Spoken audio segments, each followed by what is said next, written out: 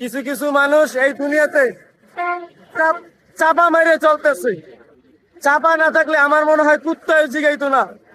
ঠিক আছে, কথা কি বাস্তব?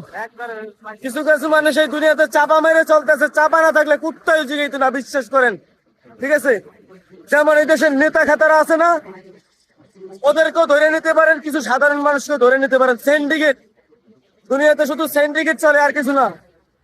মনে করেন যে যেই গরুতে দুধ দেয় ওই গরুর লাত্তি খাওয়া ভালো, যেই কুত্তায় আদর করে ওই কুত্তার কামড় খাওয়া ভালো।